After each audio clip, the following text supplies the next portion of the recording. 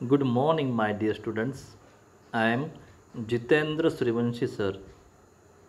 Today we are going to see the third chapter, The Cop and the Anthem. It is written by O. Henry. नमस्कार विद्यार्थी मित्रांनो, मी प्राध्यापक जितेंद्र सूर्यवंशी. आज आपण third chapter the cop and the anthem की जे O Henry यांनी लिहिलेले आहे ते आपण बघणार आहोत. My dear students, before going to start lesson, let's have take brief information about the writer. विद्यार्थी मित्रांनो, लेसन सुरू करण्याआधी आपण थोडक्यात लेखकांविषयी माहिती जाणून घेऊया.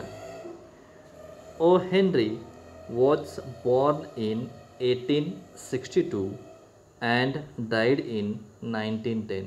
विद्यार्थी मित्रांनो, विल्यम सिडनी पॉर्टर अर्थात ओ हेनरी यांचा जन्म 1862मध्ये तर मृत्यू 1910मध्ये झाला.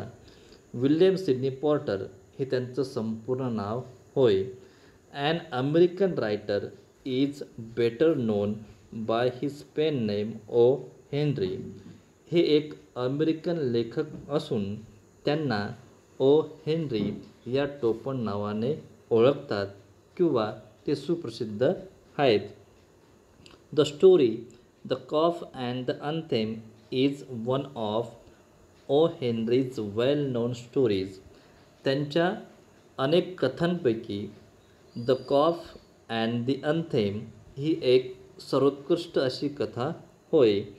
To describe the style of writing, people have often use the term smile with tears. आणि ते त्यांच्या लेखनामध्ये स्माईल विथ टीयर्स ही फ्रेज वापरतात. In the story the main character Soapy is a vagabond and a person with criminal background. या कथेमध्ये मुख्य पात्राच्या भूमिकेत असलेला सोफी हा एक निराश्रित व गुन्हेगारी पार्श्वभूमी असलेला व्यक्ती होय. He makes different plans to reenter the prison. आणि तो तुरुंगात जाण्यासाठी वेगवेगळे प्रकारचे प्रयत्न करतो. As he has no shelter to protect himself from the severe winter. कडाक्याच्या थंडीपासून स्वतःचा बचाव करण्यासाठी त्याला कुठलाही निवारा नसतो, म्हणून तो पुन्हा पुन्हा तुरुंगात जाण्याचा प्रयत्न करतो. The cop and the anthem is about freedom and confinement.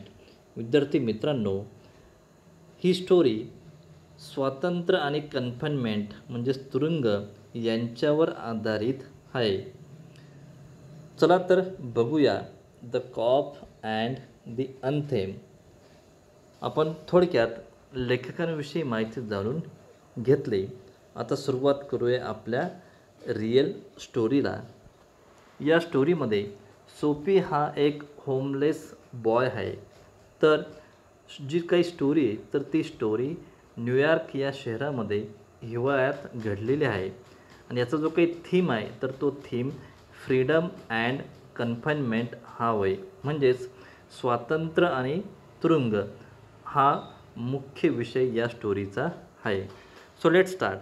तर चला सुरुवात करूया द कॉप अँड द अनथेम. आपण जर टायटलकडे बघितलं तर टायटल आपल्या लक्षात येईल.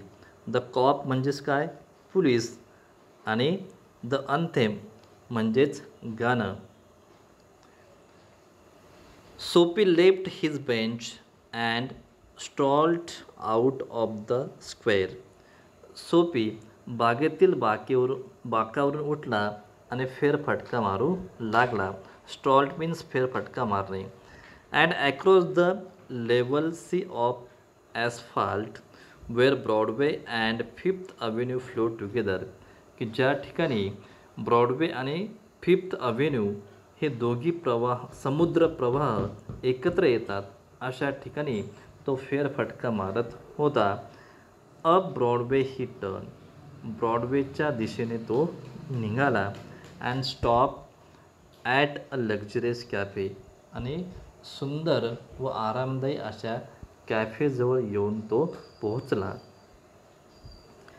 Sophie had confidence in himself, सोफीमध्ये प्रचंड आत्मविश्वास होता.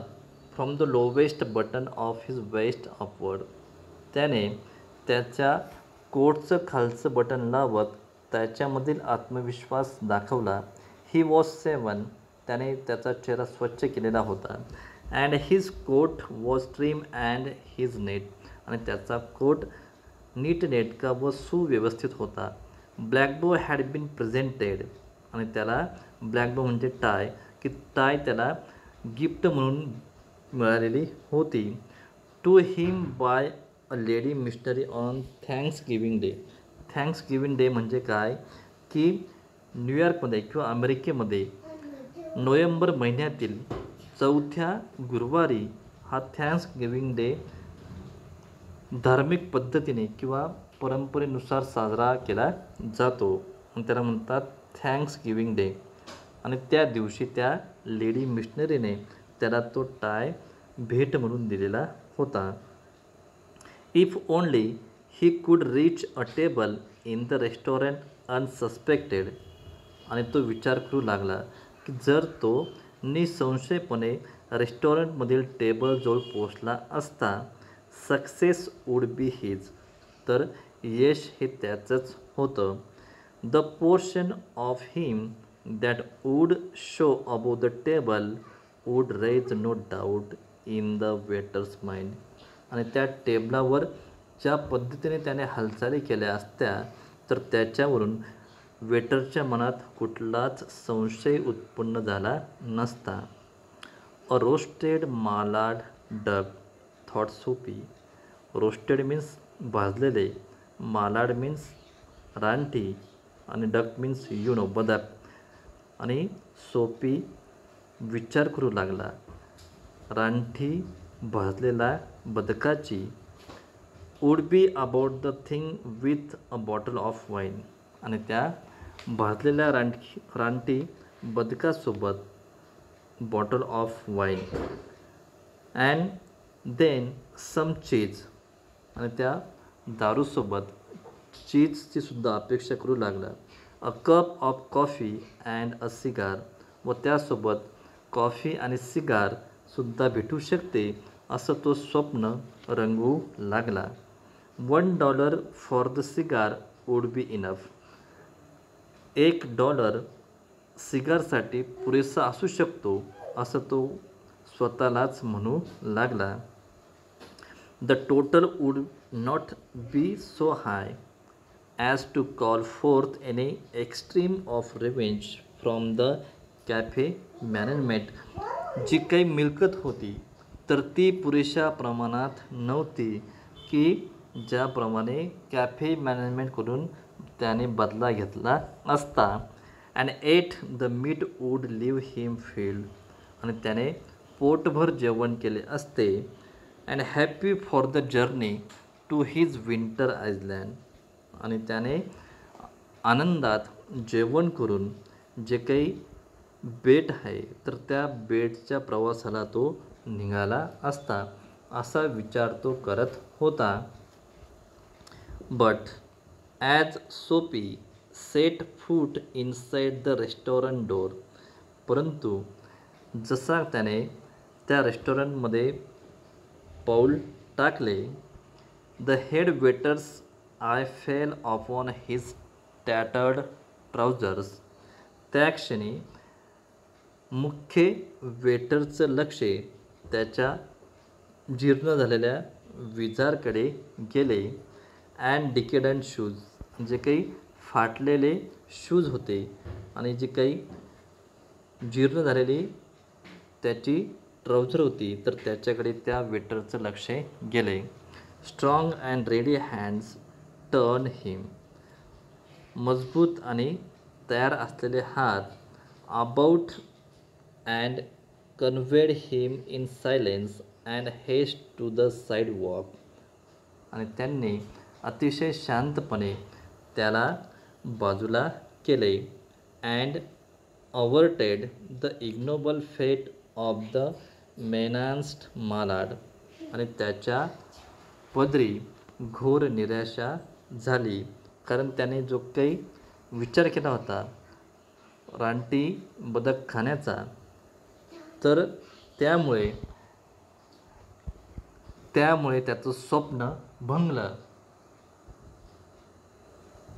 Sophie turn off Broadway. Soapy ब्रॉडवेच्या दिशेने निघाला.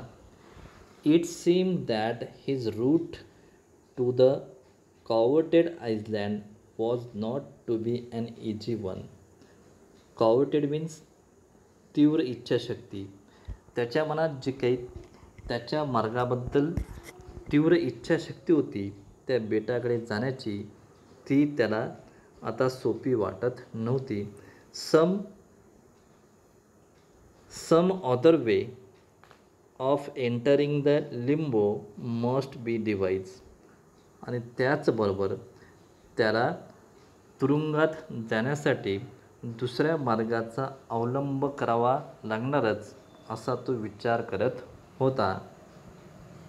लिंबो means prison. At a corner of 6th Avenue, electric lights and cunningly displayed wares behind plate glass made a shop window attractive. 6th Avenueच्या कोपऱ्याजवळ त्याला विद्युत रोषणाई केलेलं एक दुकान दिसलं आणि त्या ठिकाणी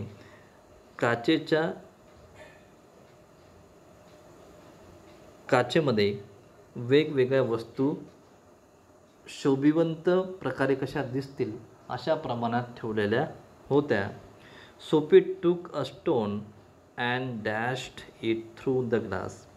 आणि त्याच वेळेस सोफीने दगड उचलला आणि त्या काचेवर मारला. People came running round the corner. कोपऱ्यावरून माणसे पळत आली. A policeman in the lead. आणि त्यांच्यामध्ये पोलिसमॅन आघाडीवर होता. Soapy stood still with his hands in his pockets. Soapy शांतपणे त्याच्या खिशात हात घालून स्तब्ध उभा होता. And smile at the sight of brass buttons. आणि तो अतिशय उद्धटपणे हास्य करत त्या ठिकाणी उभा होता. Where is the man that done that, inquire the officer agitatedly. त्या अधिकाऱ्याने रागात विचारले की तो मनुष्य कुठे गेला की ज्याने हे कृत्य केले. Don't you think that I might have had something to do with it, said Soapy. आणि त्याच वेळेस सोफी म्हटला, तुम्हाला असं वाटत नाही का की जे काही घडलं आहे तर ते मीच केले आहे. With a friendly voice. अतिशय मैत्रीपूर्ण आवाजात. As one greets good Fortune. ज्याप्रमाणे एखादा व्यक्ती चांगल्या भविष्याची अपेक्षा करतो अशा प्रकारे त्या सोफीने त्या पोलिसाला सांगितले. The policeman refused to accept Soapy even as a clue. सोफीने त्याला क्लुप्ती दिल्यानंतरसुद्धा त्या पोलिसाने त्याची ती क्लुप्ती मान्य केले नाही. Men who smash windows do not remain to chat with the police. जो मनुष्य खिडकी तोडतो तो पोलिसांबरोबर गप्पा मारू शकत नाही. They take to their heels. त्याच्यानंतर ते पोलीस आणि माणसं त्यांच्या मार्गाला निघून गेली. The policeman saw a man half way down the block running to catch a car. पोलिसाने एका माणसाला अर्ध्या मार्गावर बघितले की जो कारच्या मागे धावत होता. With drawn club he join in the pursuit. आणि तो मनुष्य त्या क्लबचा पाठलाग करू लागला. Soapy with disgust in his heart. Soapy खूप दुःखी झाला. Drifted along twice unsuccessful. आणि पुन्हा विचार करू लागला की दुसऱ्यांदा केलेला प्रयत्नसुद्धा अयशस्वी झाला. त्याच्यामुळे तो खूप दुःखी झाला. On the opposite side of the street was a restaurant of no great pretensions. रस्त्याच्या विरुद्ध बाजूला एक रेस्टॉरंट होते की जे अतिशय साधारण होतं. It catered to large appetites and modest purses. Catered means भूक भागवणे, लार्ज मीन्स मोठ्या प्रमाणात, ॲपेटाइट्स मीन्स भूक. की जरी ते रेस्टॉरंट साधं होतं तरी त्या ठिकाणी खूप गर्दी दिसत होती आणि ते लोकांची भूक भागवत होते. Its crockery and atmosphere were thick. की तेथील वातावरण आणि क्रॉकरी हे बऱ्यापैकी होते. Its soup and napery thin. आणि तेथील सूप आणि नॅपकिनसुद्धा बऱ्यापैकी होता. इन टू दिस प्लेस सोपी बिटूक हिमसेल्फ विदाऊट चॅलेंज. आणि या ठिकाणी सोपीने कुठल्याही प्रकारचं आव्हान न घेता स्वतःला आतमध्ये नेलं. At a table he sat. एका टेबलाजवळ तो बसला. And consumed beefsteak. Beefsteak means गाईच्या मांसाचा भाजलेला तुकडा की जो त्याने खाल्ला. त्याचबरोबर फ्लॅपजॅक्स, डोगनट्स अँड पाय इत्यादी पदार्थ त्याने खाल्ले. And then he told the waiter the fact that the minutest coin. आणि त्याच्यानंतर त्याने त्या वेटरला सांगितले की त्याच्याकडे पैसे नाहीत. And himself were total strangers. आणि तो स्वतः इथे कोणालाच ओळखत नाही. तो म्हणजेच अनोळखी होय. Now get busy and call up cop said Soapy. त्यानंतर सोपी म्हटला की त्या पोलिसाला बोलव. And don't keep a gentleman waiting. आणि माझ्यासारख्या सभ्य माणसाला वाट पाहायला लावू नकोस. लवकरात लवकर पोलिसाला बोलव. No cop for you said the waiter. आणि त्याच वेळेस वेटर म्हटला की तुमच्यासाठी पोलीस नाही. With a voice like butter cakes. आणि अतिशय सौम्य शब्दात त्याने त्या सोपीला सांगितले. And eye like the cherry in the Manhattan cocktail. आणि मॅनहॅटन कॉकटेलशी तुलना करत अतिशय चांगल्या नजरेने पाहत त्याला सांगितले. हे कॉन. हे मनुष्य की हे माणसा. Neatly upon his left ear on the callous pavement two waiters pitched Soapy. Pitch means फेकणे, कॅलस मीन्स जबरदस्त किंवा कठीणाईने. आणि त्या दोघी वेटर्सने त्या सोपीला रस्त्याच्या बाजूला फुटपाथवरती फेकले. आणि त्याचबरोबर तो बरोबर डाव्या कानावर पडला. He arose. तो उठला. Joint by joint. स्वतःला सावरत त्याचे सांधे व्यवस्थित करत. As a carpenter's rule opens and dusted his clothes.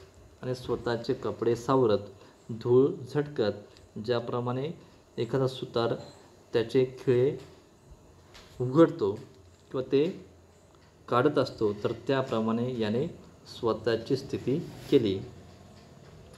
Arrest seem now but an elusive dream. अटक करून घेणे आता खूप अशक्यप्राय गोष्ट किंवा स्वप्न वाटत होते. The Iceland सेम्ड very far away. आणि ज्या बेटावर त्याला जायचं होतं तर ते खूप दूर भासत होते. A policeman who stood before a drug store 2 doors away laughed. आणि तो पोलिसमॅन 2 दुकाने सोडून त्या ठिकाणी उभा होता. त्याने त्याच्याकडे बघितले आणि तो हसला. And walked down the street. आणि तो रस्त्याच्या कडेने चालत गेला. Soapy was seize with a sudden fear that some dreadful enchantment had rendered him immune to arrest. Soapy was seize with a sudden fear. सोफीच्या मनात खूप भीती निर्माण झाली होती. That some dreadful enchantment had rendered him immune to arrest. आणि अटक करून घेण्यासाठी त्याला सुरक्षित मार्गांची प्रस्तुती करावी लागणार होती. He was in a state of panic. तो अतिशय दुःखी होता. And when he came upon another policeman lounging grandly in front of a glittering theatre. आणि तो जेव्हा चमकणाऱ्या नाट्यगृहाजवळ पोचला तर त्या ठिकाणी त्याने एका पोलिसाला पाहिले. He caught at the immediate straw of disorderly conduct. आणि त्या सोफीने पोलिसाचं लक्ष त्याच्याकडे जावं यासाठी अतिशय बेशिस्तपणे तो वागू लागला. On the sidewalk Soapy began to yell drunken gibberish at the top of his harsh voice. रस्त्याच्या कडेने सोफी एखाद्या दारू पिणाऱ्या माणसाप्रमाणे मोठमोठ्याने ओरडू लागला. He danced, howled, rave and otherwise disturb the skies. तो नाचू लागला, उड्या मारू लागला आणि लोकांना अडथळे आणू लागला, लोकांना डिस्टर्ब करू लागला. म्हणजेच लोकांचं लक्ष त्याच्याकडे वेधण्यासाठी तो वेगवेगळ्या प्रकारे त्या ठिकाणी वागू लागला. The policeman merely twirled his club, turn his back to Soapy and remark to a citizen. पोलिसाने